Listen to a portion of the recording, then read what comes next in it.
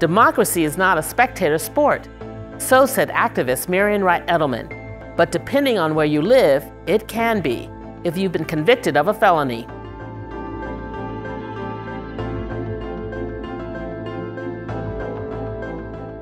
Today, laws in at least 48 states have bans or restrictions on voting for those with felony convictions.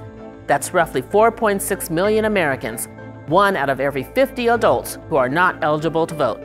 And for Black Americans, the numbers are even worse. 1 in every 10 adults has lost the right to vote because of a felony conviction. Many of those convictions are for nonviolent drug charges.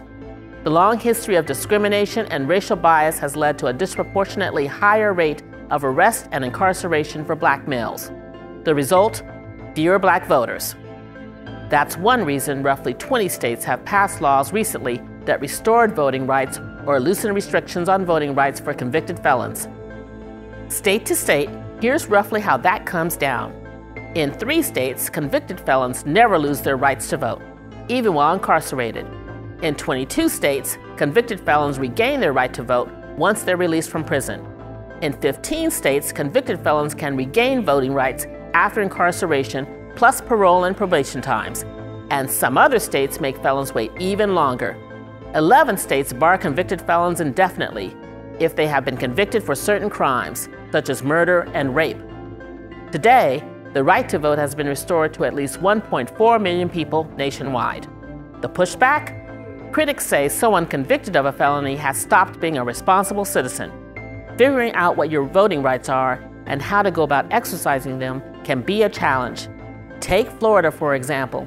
In 2018, voters approved a constitutional amendment that restored voting rights to felons who had completed their sentences. But then, Florida State Senate passed a law requiring felons to pay all court fees related to their convictions before they could vote. The result? Nearly 1 million people who have completed their sentences are still unable to vote. And after the 22 midterms in Florida, dozens of former felons who thought they were eligible to vote actually were not. They now face charges of voter fraud. For many, the right to vote is fundamental to our American citizenship, but it is not a guaranteed right. So the debate continues. Once felony sentences are served, is restoring voting rights the right thing to do?